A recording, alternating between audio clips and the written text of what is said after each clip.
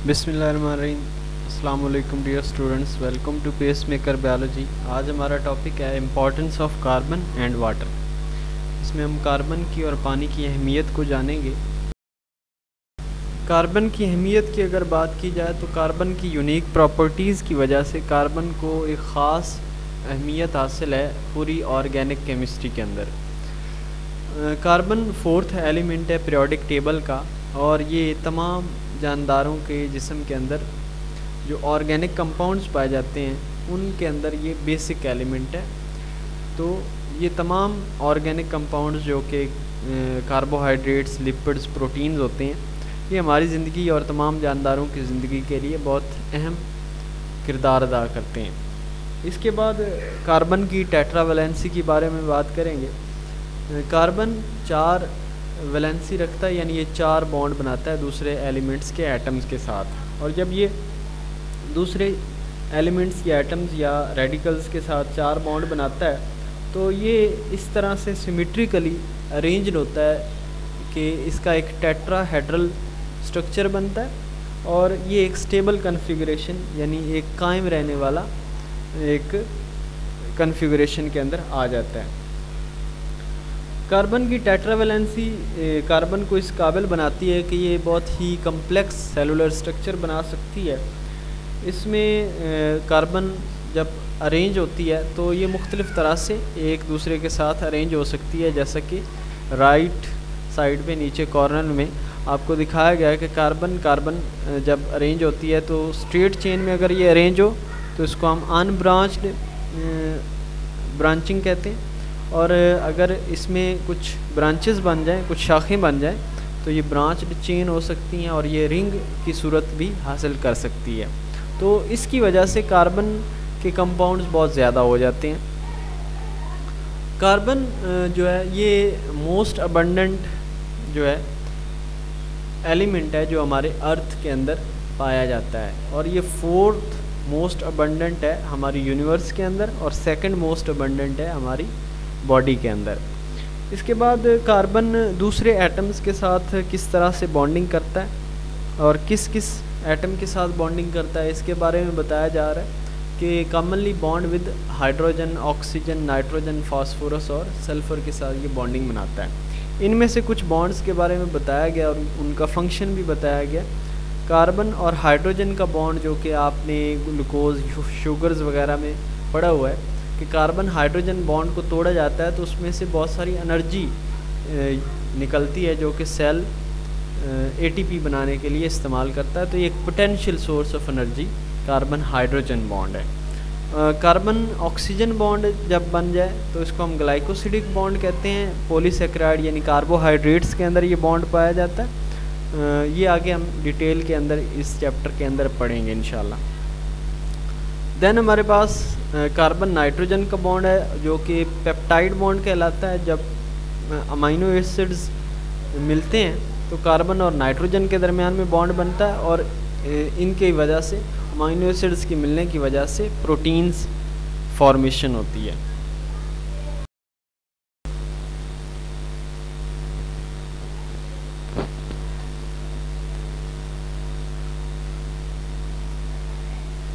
इसके बाद importance of water की बात करें, अगर पानी की अहमियत के बारे में हम पढ़ेंगे। इसको मीडियम ऑफ लाइफ कहा जाता है कि ये ज़िंदगी का मीडियम है। तमाम ज़िंदगी पानी पे डिपेंड कर रही होती है। तमाम जानदारों की ज़िंदगी के अंदर पानी का बहुत बड़ा किरदार है। तो इसका इंट्रोडक्शन हम करेंगे। Most abundant compound in all organism, तमाम जानदारों के अंदर सबसे ज़्यादा पाया जाने वाला कंपाउंड ये वाटर है। इसकी मिकदार या क्वांटिटी जो है वो वेरी कर सकती है। 65% to 89% यहाँ पे दिखाया गया कि ये मुख्तलिफ़ जानदारों में पाई जा सकती है। इसके अलावा बोन सेल के अंदर 20% वाटर होता है, ब्रेन सेल के अंदर 85% वाटर होता है, और तमाम बायोकेमिकल रिएक्शंस जो होते हैं ये पानी के अंदर होते हैं। और जैसा कि मैक्रोमोलिक्यूल्स की हाइड्रोलाइसिस होती है तो उस वक्त पानी को इस्तेमाल किया जा रहा होता है, और ये फोटोसिंथेसिस के लिए रॉ मटेरियल के तौर पर इस्तेमाल होता है। यानी इसको कार्बन डाइऑक्साइड के साथ मिलाकर क्या बनाया जाता है, शुगर्स बनाए जाते हैं। इसकी एक प्रॉपर्टी यहाँ पे बताई गई आयोनाइजेशन ऑफ वाटर। पानी जब आयोनाइज होता है यानी इसके आयंस बनते हैं तो ये H पॉजिटिव और OH नेगेटिव के तौर पर एक्ट करता है। तो इसमें ये एक रिवर्सिबल रिएक्शन होता है जिसमें जो हाइड्रोक्सल और हाइड्रोजन आयंस की तादाद तकरीबन सेम होती है। इसके अलावा नीचे कॉर्नर में कुछ इसकी मज़ीद प्रॉपर्टीज़ या इसकी खसूसियात बताई गई हैं। तो सबसे पहले इंक्रीज़ एनर्जी, ये एनर्जी को इंक्रीज़ करता है। इन्हेंस मेटाबॉलिज़म को इन्हेंस कर सकता है। वेट लॉस के अंदर ये बहुत अहम किरदार अदा करता है। ये फटीग को कम कर सकता है। इसके अलावा प्रोडक्टिविटी को बूस्ट कर सकता है। हेल्प क्लियरिंग स्किन, ये आपकी स्किन को क्लियर करता है और ये आपके इम्यून सिस्टम को स्ट्रेंथ देता है। इसके अलावा फ्यूल फॉर मसल सेल के लिए फ्यूल के तौर पर इस्तेमाल होता है। कुशन फॉर जॉइंट्स, आपके जॉइंट्स को ये शॉक एब्जॉर्बर के तौर पर इस्तेमाल होता है। बहुत सारे टॉक्सिन्स को ये हमारे जिस्म से रिमूव करता है, जैसे कि यूरिन के अंदर यूरिया फॉर्मेशन जो होती है वो यूरिन के ज़रिए से, पानी के ज़रिए से हमारे जिस्म से बाहर निकाली जाती है। इसके बाद सॉल्वेंट प्रॉपर्टीज़ हैं। पानी को यूनिवर्सल सॉल्वेंट कहा जाता है कि ये बहुत सारे पोलर मॉलिक्यूल्स को अपने अंदर हल कर सकता है, तो इसलिए इसको यूनिवर्सल सॉल्वेंट कहा जाता है। इसकी पोलैरिटी की अगर बात करें तो ये एक पोलर कंपाउंड है जो कि बहुत सारे पोलर या आयनिक सब्सटेंसेस को अपने अंदर हल कर सकता है। Dissolve polar and ionic substances, इसमें क्या होता है कि जब आयनिक सब्सटेंसेस या जैसे कि NaCl को हम हल करते हैं पानी में तो वो डिसोसिएट हो जाते हैं पॉजिटिव और नेगेटिव चार्ज के अंदर। तो इनमें कुछ इंटरेक्शन पैदा होती हैं आपस में ऑपोजिट चार्जेस की। तो Na पॉजिटिव जो है वो इंटरेक्शन OH नेगेटिव के साथ और जो H पॉजिटिव है वो इंटरेक्शन करता है इसके साथ Cl नेगेटिव के साथ। जो नॉन आयनिक सब्सटेंसेस होते हैं ये डिस्पर्स कर जाते हैं पानी के ऊपर, जैसे कि ऑयल है, इसको आप अगर पानी के ऊपर गिराएं तो ये फैल जाते हैं। इसके अलावा तमाम रिएक्शन जो हैं ये पानी के अंदर वक़ूफ़ पज़ीर होते हैं। एंजाइम कैटालाइसिस जो होती है वो भी एक्वस मीडियम के अंदर होती है। इसके अलावा नॉन आयनिक जो ऑर्गेनिक मॉलिक्यूल्स हैं जैसे कि फ़ैट्स हैं, ये मेम्ब्रेन को बनाने के लिए इस्तेमाल किए जाते हैं क्योंकि ये पानी में हल नहीं होते। तो इसलिए हमारे सेल के अंदर, हमारे जिस्म के अंदर जो पानी है वो हमारे जिस्म के कंपोनेंट्स को अपने अंदर हल नहीं कर पाता, यानी सेल को हल नहीं कर पाता, क्योंकि वो सेल की मेम्ब्रेन्स जो होती हैं वो फ़ैट से बनी होती हैं जो कि पानी के अंदर इनसॉल्युबल होते हैं। देन हम बात करेंगे हीट कैपेसिटी। इसकी हीट कैपेसिटी के बारे में बात करेंगे। स्पेसिफिक हीट कैपेसिटी पानी की 1 होती है। ये असल में हीट कैपेसिटी की बात करें तो ये एनर्जी की वो मिकदार है जो कि पानी के 1 ग्राम का टेम्परेचर 15 से 16 डिग्री सेल्सियस तक लाने के लिए जितनी एनर्जी हमें रिक्वायर होती है तो उसको हम कहते हैं कि ये स्पेसिफिक हीट कैपेसिटी है। इसका मतलब ये है कि हमारे पास एक गिलास में अगर एक थोड़ा सा पानी है, 1 ग्राम पानी है, तो हमने पहले चेक किया है कि उसका टेम्परेचर 15 डिग्री सेल्सियस था, तो हम उसको अब एनर्जी दे रहे हैं, हीट दे रहे हैं। तो 15 से 16 करने के लिए जितनी एनर्जी हम उसको देंगे उस 1 ग्राम पानी को, तो वो उसकी स्पेसिफिक हीट कैपेसिटी होगी।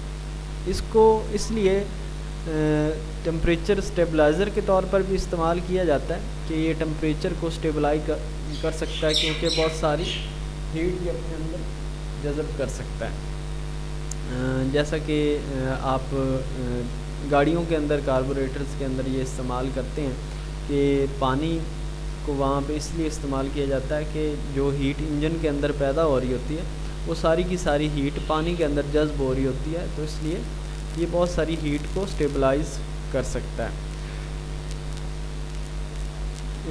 Protection against sudden thermal changes, ये हमारी बॉडी के अंदर अचानक कोई टेम्परेचर की तब्दीली नहीं आने देता, तो आहिस्ता आहिस्ता तब्दीली आती जो भी आती है, इसलिए ये हमारे जिस्म के अंदर सडन थर्मल चेंजेस से बचा।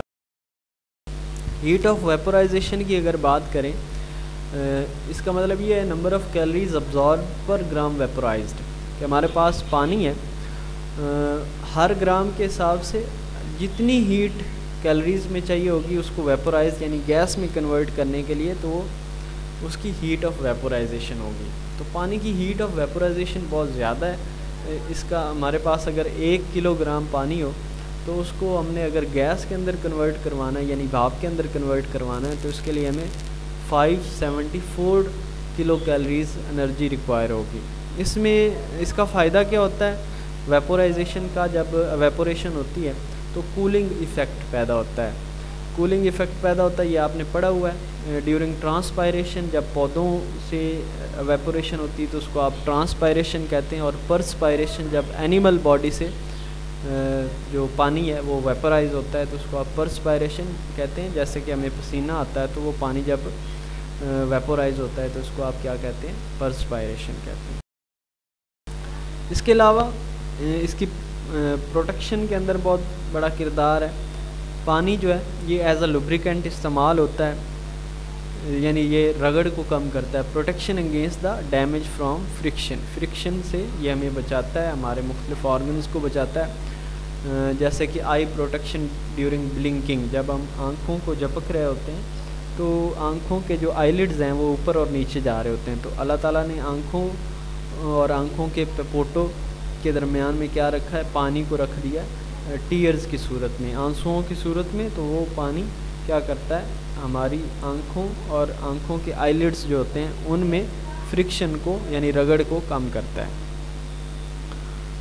देन ये फ्लूइड कुशन के तौर पर इस्तेमाल होता है बहुत सारे जॉइंट्स के अंदर, बहुत सारे जो ऑर्गन्स हैं उनके इर्द गिर्द ये पाया जाता है, ताकि जो सडन ट्रॉमा है, कोई इंजरी है, वो जो है वो ना हमारे ऑर्गन्स को आए। तो इसलिए ये हमारे ऑर्गन्स के लिए कुशन के तौर पर यानी तकिए के तौर पर काम करता है, क्योंकि ये शॉक एब्जॉर्बर भी होता है। अगर कोई भी चोट लगती है तो ये पहले फ्लूइड, पानी के फ्लूइड के ऊपर लगती है, तो इसलिए हमें चोट कम लगती है इस पानी की। This was all about importance of water and carbon dioxide. उम्मीद है आपको समझ आया होगा। Stay connected with pace maker biology. अल्लाह हाफिज़।